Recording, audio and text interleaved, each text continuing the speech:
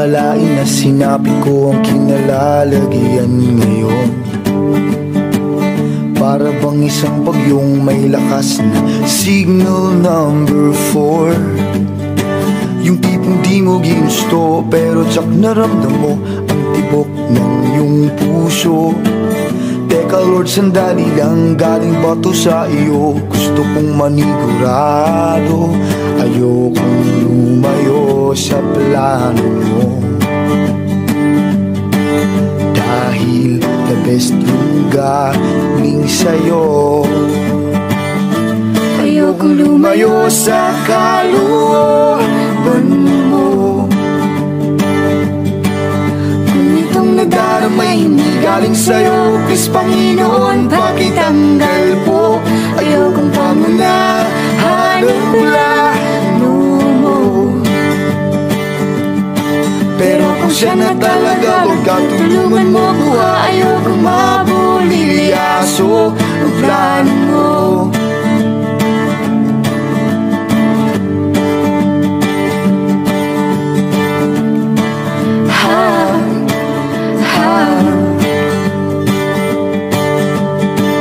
Di ko inasahan o saniyang pinilit kinalalagyan ngayon. Di naman kasi ako nabighani sa kaniya noon. Yung kusa kang nagkagusto, simula nang matento na siya'y nagbago. Wala nang siya'y nagseryoso, binigay buong puso kay Jesu Kristo. Ayokong lumayo sa plano mo. Dahil the best yung galing sa'yo. Ayokong lumayo sa kalooban mo. Kung itong nadaramay hindi galing sa'yo, please Panginoon, pakitanggal po. Ayokong pangunahan ang plano mo. Pero kung siya na talaga, Lord God, tulungan mo ko. Ayokong mabulilyaso ang plano mo.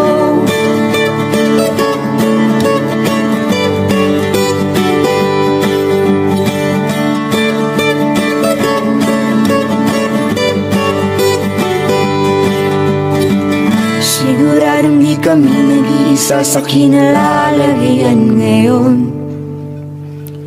May mga batong tumama sa mga nakikinig sa amin ngayon.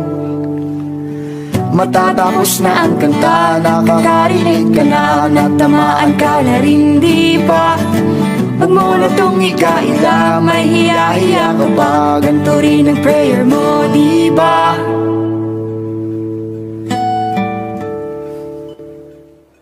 Ayokong lumayo sa plano mo. Dahil the best yung galing sa'yo. Ayokong lumayo sa kalooban mo. Kung itong nadaramay hindi galing sa'yo, please Panginoon, pakitanggal po. Ayokong pangunahan ang plano mo. Pero kung siya na talaga, huwag ka tulungan mo ko. Ayokong mabulilyaso. Ayokong lumayo sa kalooban mo. Kung itong nadaramay hindi galing sa'yo, please Panginoon, pakitanggal po. Ayokong pangunahan ang plano mo.